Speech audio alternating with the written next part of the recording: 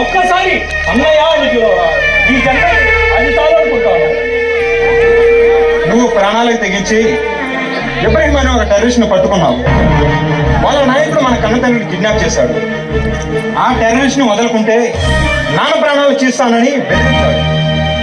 నువ్వు కన్న తండ్రినైనా వదులుకోవడానికి సిద్ధపడ్డావు, కానీ ఆ టెర్రరిస్ట్ని వదలలేదు. నాన్న ప్రాణాలు కాపాడమని నేను ఎంతో ప్రాధాయపడ్డా నీ రాతగుండె కరగలేదు. ఆ దుర్మార్గులు నాన్నని చంపేశారు. ఆ రోజే నువ్వంటే నాకు అసహ్యం కలిగింది. అన్నాని పిలవడం అప్పటితోనే ఆపేశాను. నువ్వు వెళ్ళొచ్చు. విజయ్, వెళ్తాను. కానీ ఏదో ఒక రోజు అర్థం చేసుకుంటావు. ఆ రోజు నన్ను అన్నయ్య అని తప్పకుండా పిలుస్తావు. నా ప్రాణం పోయేలోపు ఒక్కసారి అన్నయ్య అని పిలుస్తావు. ఆ రోజు కోసం ఎదురు చూస్తూ ఉంటాను తమ్ముడు, ఎదురు చూస్తూ ఉంటాను. చూడండి, ఈ అన్నదమ్ముల పంతాలు పట్టింపులు ఎన్నాళ్ళ కానీ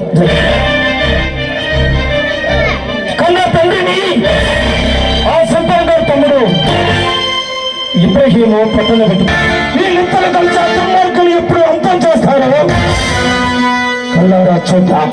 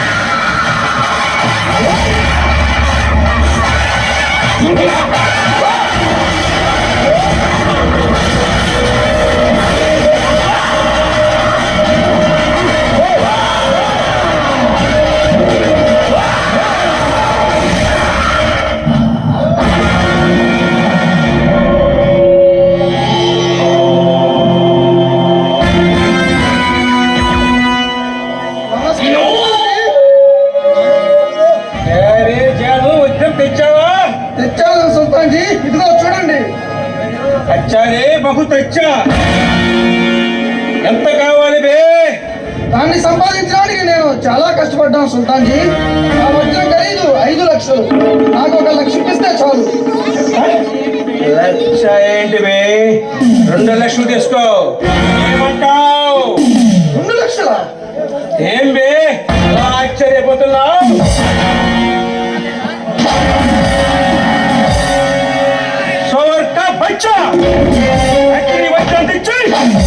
నన్నే మోసం చేయాలనుకుంటున్నావా?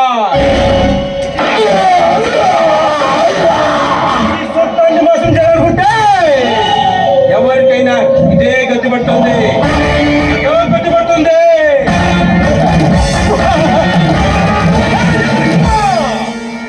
ఈ శవాన్ని లెక్కని మన పెంపుడు పొలికి ఆహారంగా వేయండి.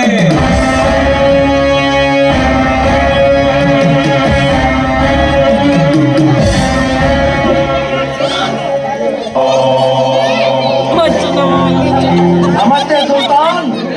నమస్తే జగన్. తెల్లారు వేరప్పని సరుకు పంపించాడా? పంపించాడు సుల్తాన్. 5 లారీలు గంధపు చెక్కలు, 100 లారీ ఏనుగు దంతాలు అయి మన స్థావరానికి చేర్చాను. వెళ్ళం జగన్ వెళ్ళం. ఈ రోజు రాత్రికి సింగపూర్ నుండి షిప్ వస్తుంది. షిప్ లో బంగారు బిస్కెట్ తీసుకొని రాబర్ట్ ఇక్కడికి వస్తాడు. వాటిని క్షేమంగా మన స్థావరానికి చేర్చు. అలాగే సుల్తాన్. అన్నట్టు శమల్నాథ్ ఏదో వజ్రం పంపిస్తామన్నావట. వాడి దానికోసం ఆతృతగా ఎదురు చూస్తున్నాడు. ఆగు మోసు పడ్డ వజ్రం యజ్ఞంలో ఉంది. రాణిని సాధించే మనగాడి కోసం కబరు చేశాను. సుల్తాన్, మనం చేసే పని మరొకటికి చెప్పటమా? సామర్థ్యం లేదా? అంత సామర్థ్యం మనకు లేదంటావా? ఒకసారి సలీమాన్ వజ్రం కోసం సలీంను పంపితే వాడు పోలీసులకు దొరికిపోయి బయట చెప్పాడు. ఇది అంతకంటే రిస్క్ తో కూడుకున్న వ్యవహారం. దీనిని బయట వాడికి అప్పచెప్పాను. వాడైనా గ్యారెంటీగా సాధిస్తాడనే నమ్మకం ఉందా? ఇలాంటి విషయాల్లో వాడు ఆరే తేరినవాడు. ప్రతిష్టమైన భద్రతా వలయం ఉంటుంది. అనేక మంది కాపలా కాస్తూ ఉంటారు. అలాంటి చోటు దొంగతనం చేయాలంటే ఎంతో తెగువ తెలివి ఉండాలి. ఆ 2 వాడికి పుష్కలంగా ఉన్నాయి. అన్నట్టు ఆ ఎస్పీ గారి సంగతి ఏం చేద్దాం? వాడు మనకి అడుగడుగున అడ్డు తగ్గుతున్నాడు. వాడితో ఇంకా బేరం కుదరలేదా? 10 లక్షలు ఇస్తాం చెప్పాం కదా. 10 కాదు సుల్తాన్, 5 లక్షలు ఇస్తానన్నా వాడు మన మాట వినట్లేదు. ఎన్ని ఆశలు చూపించినా వాడు మన మార్గంలోకి రావట్లేదు. ఆల్రైట్, చివరిగా ఒక్క అవకాశం ఇచ్చి చూడు. చిన్నాడా సరే సరే, లేదంటే వాడి శవం వారం తిరక్క ముందే వరకట్లోకి వెళ్తుంది. మాటల్లో పడి మర్చాను సుల్తాన్. మన ఆకల్ప శత్రువైన అగ్ని కుమార్ మళ్ళీ ఈ ఊరు వచ్చాడు. వాడు ఇక్కడికి కూడా తాపరిచ్చాడా? అవును, 3 రోజుల క్రితమే డ్యూటీలో జాయిన్ అయ్యి ఈ ఊరు వచ్చాడు. అయితే వాడి సాగు ఓడే కొడి తెచ్చుకున్నాడన్నమాట. ఆ తమ్ముని ఉరికి మెచ్చిన ఆ నరరూప రాక్షసుని ఆ చేతులతో నేను కాల్చి కాల్చి కసి తీర చంపుతాను. చిత్తర పిడుగు సుల్తాన్. వాడు వాడిని రెచ్చగొడితే మనకే ప్రమాదం. ప్రమాదాలతో ఆడుకోవడం మనకి కొత్త ఏం కాదు. ఈ నగరంలో సరైన శత్రువు లేక సప్పగా ఉంది జీవితం. ఎప్పుడు అగ్నిగడ వచ్చాడు, వాడితో ఆడుకుంటాను. అది మామూలు ఆట కాదు. ప్రాణాలే పణంగా పెట్టి చావో బ్రతుకో తేల్చుకునే సరికొత్త సయ్యాట. పొరుగుతో తలగొక్కోవటం ఎందుకు సుల్తాన్? మన దారి కట్టు వచ్చిన రోజు ఆ రోజు చూద్దాంలే. తొందర తప్పుగా వస్తాడు. నో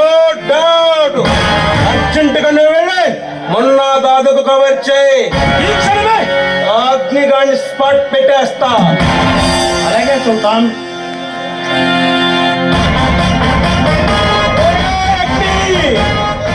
చూస్తారా ఎంత చూస్తా. నా తమ్ముడిని ఉరికమ్మ మెగిచ్చి నన్ను ఒంటరి వాడిని చేసావు కుదరా. దానికి ప్రతీకారంగా నీ కన్న తండ్రిని చెప్పిన నాలో పగ సల్లలేదు. ఇప్పుడు ఎప్పుడు ఆ చేతులతో నిన్ను ఆల్చి చంపుతా. నాకు మనశ్శాంతి. నాకు శాంతి లేదు, శాంతి లేదు.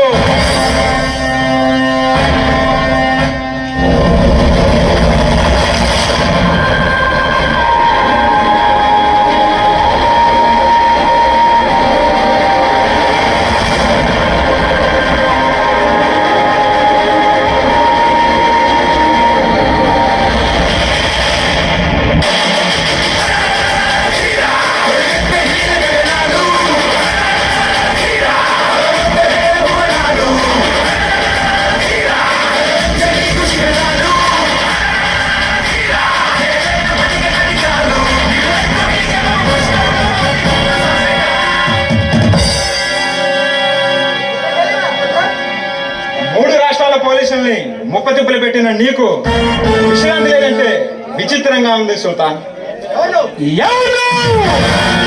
నా స్థావరానికి వచ్చి రారాజులో పోసుకుంటున్నావు.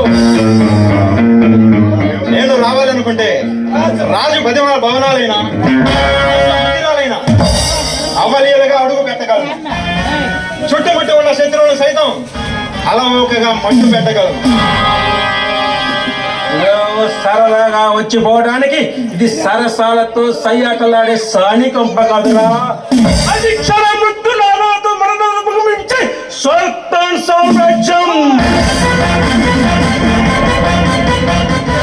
చెప్పానుగా సుల్తాన్, మరణ మందిరమైన మాధురి దీక్షిత్ బెడ్రూమ్ అయినా నా దృష్టిలో ఒకటే. నేను ముంచుకొస్తున్న మృత్యుదేవతను చూసి చిరునవ్వు నవ్వగలను, కత్తులు చూసే శత్రువును చూసి కన్ను కొట్టగలను.